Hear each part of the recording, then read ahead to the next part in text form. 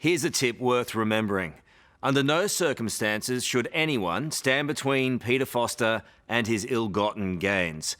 For 3 decades now, Foster has been scamming his way to millions and millions of dollars of other people's money. He's Australia's worst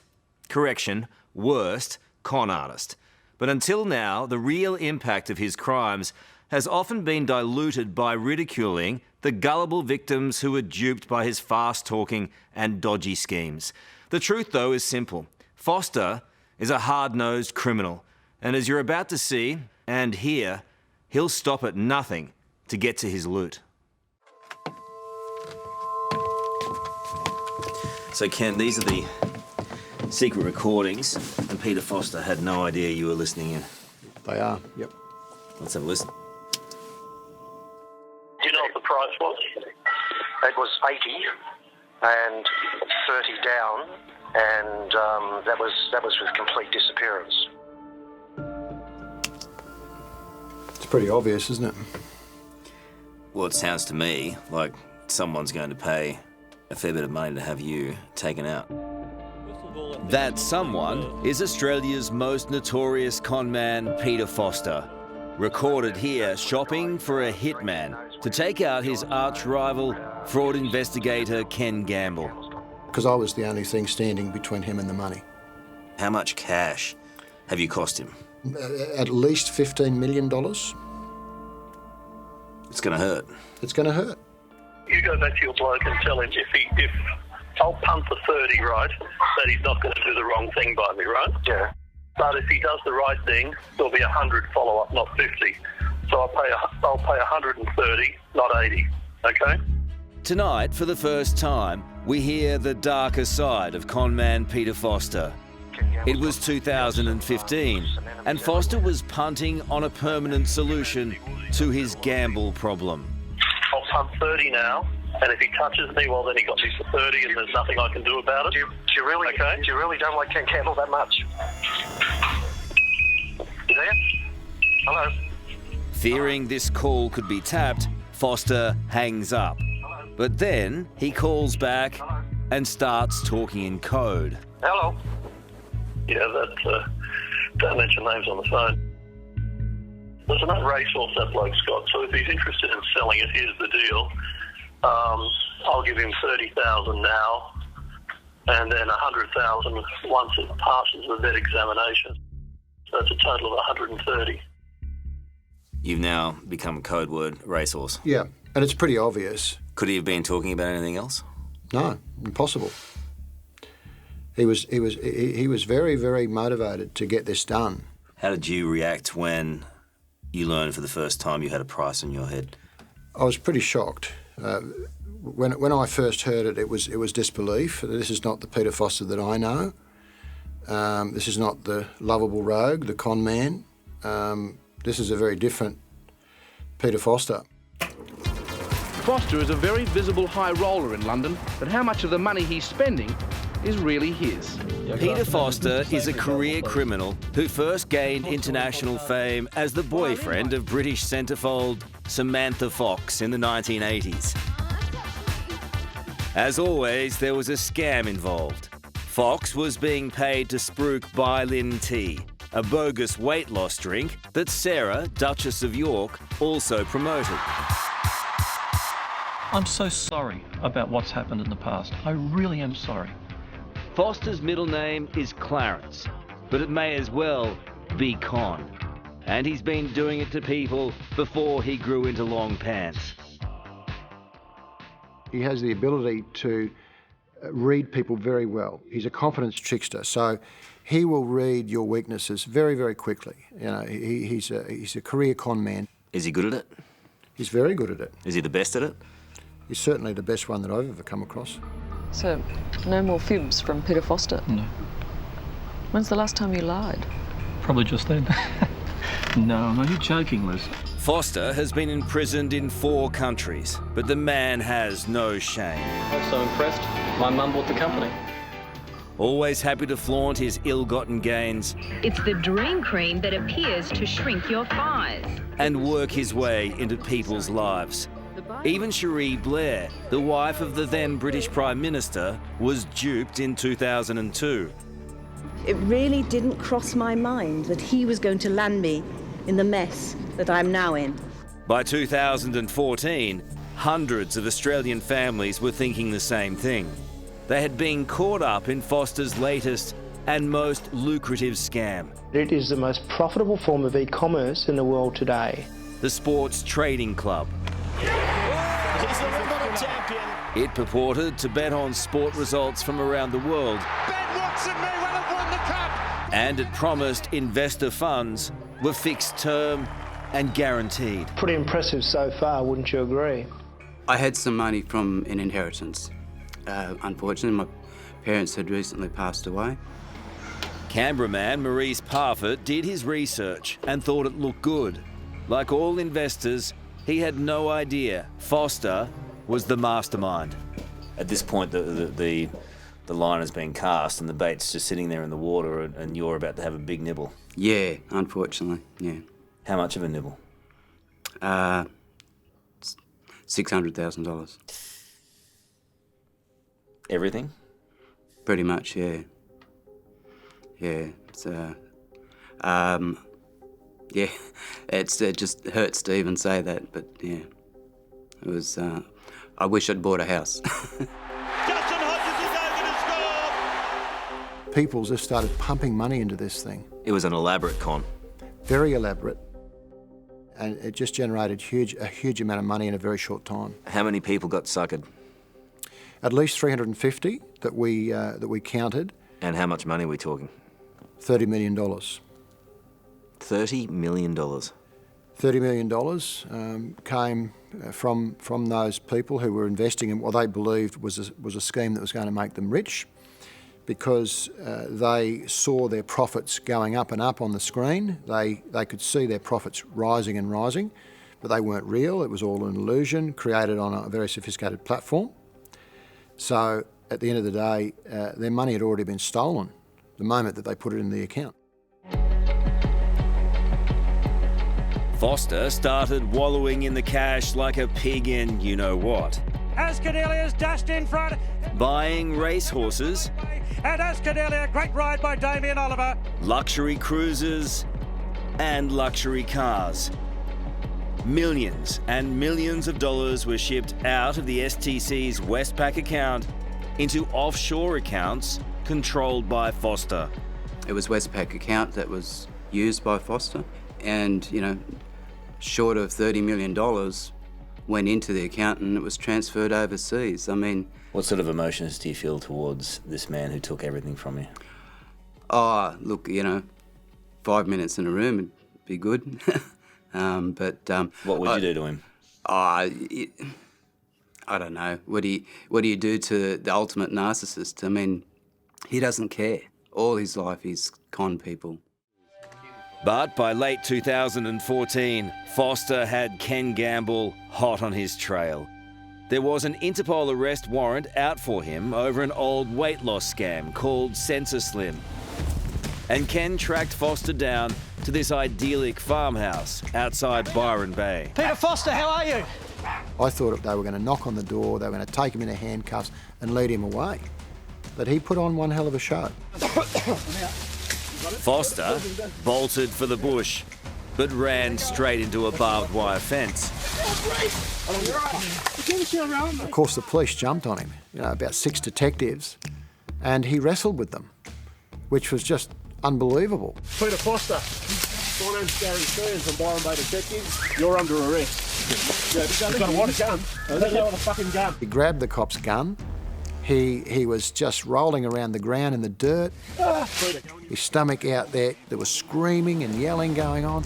And I'm standing there filming all this. It was pretty sensational. From my point of view, I never expected that. I didn't expect to see all that. I'm gonna get up. It was perfectly undignified. It just was a very undignified sight. So you're sitting down or standing up? Wandering around. You've already run once, you're not going to do it again. During all this mayhem, Ken Gamble is able to snap a great gotcha photo. One that both men will never forget. But better still, after the arrest, Ken was now able to access Foster's computer records to track where all the stolen money had gone. We located money in the Cayman Islands, we located money in Hong Kong, we located money in Vanuatu. We had all of those accounts frozen under civil court orders. How much money? Almost $10 million. That was his nest egg that he'd put aside. How does that even work? How is he able to, this con man, convicted con man, able to move money so easily? And big money? Well, he had accounts set up in other people's names. He had control of that money. He was able to send it overseas at will. He sent at least 32 transfers of $250,000 to Hong Kong. Peter Foster only served 12 months in prison, but when he was released in 2015, there was little joy to be had. He would have got out of prison, he would have immediately logged on to his accounts and realised the accounts in Hong Kong were frozen, where there was $6 million. That would have been a shock. He then would have logged on to his Cayman's account. There was $2 million put away up there. That was locked. He then would have logged on to his Vanuatu account. That was locked also. So at that stage, I would imagine that he would have had one hell of a meltdown at that point. And within 3 weeks, he decided enough's enough. He's got to get rid of me. Coming up, I received information that he was planning to have me killed. The con man caught out. He hates me as much as he would hate anybody that steps in the way between him and his money. So what will the fast talker do? Peter Foster. Is that you on the tape or not? To squirm his way out of this one. Carl. That's next on 60 Minutes.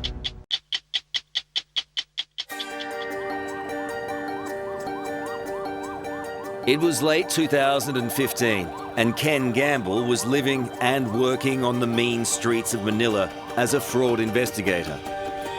International scams are a huge business in the Philippines, but out of the blue, Ken gets a tip-off. Australian con man Peter Foster wants him dead.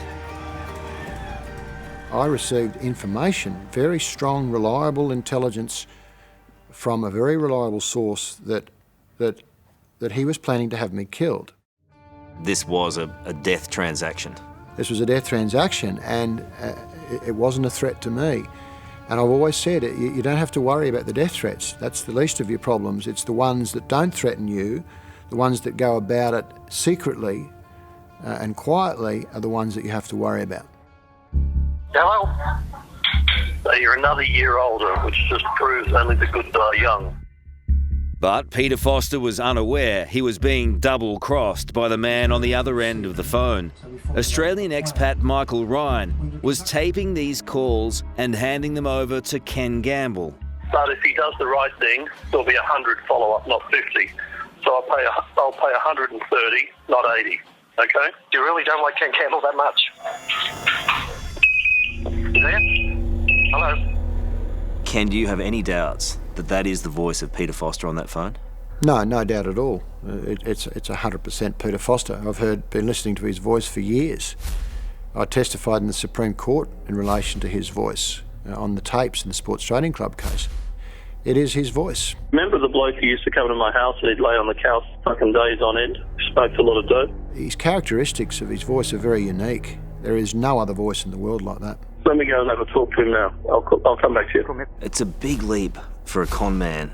It's a huge leap.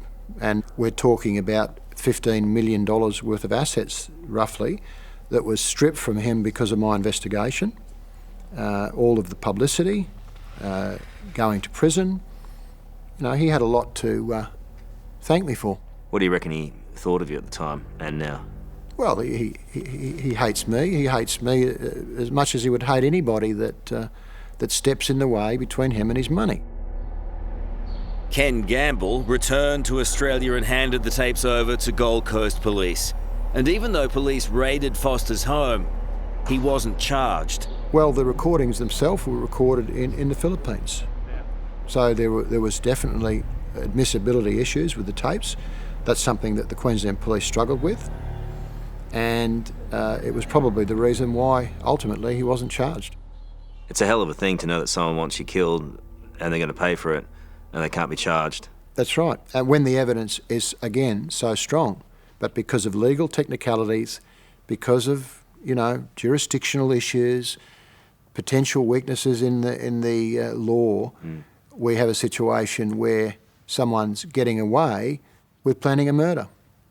Yours. My murder. Today, Foster is living in style in this palatial river estate on the Gold Coast. He tries to maintain a low profile, but can't help himself. He drives a powder blue Bentley with personalised plates, and more often than not, heads for breakfast to his favourite French cafe on Mermaid Beach. As he has declined all requests for an interview, I tracked him down there a few days ago. Peter Foster, how are you? Karl Stefanovic, 60 Minutes. Hello, Karl. You got a couple of minutes? Yeah, can we do it in a civilised way, in a formal way, rather than this? Well, I've heard this tape, Peter, and it's not good. Are you ordering a hit on Ken Gamble? Yeah, well, that's fabricated, you know that. Well, I've heard it. It sounds a lot like you. Are you sure it's not you? Karl, if you'd like to do it in a civilised way, I'm happy to talk to you in a civilised manner. Is that you on the tape or not? Would you like to have a civilised interview? Sure. You have to hand it to Foster.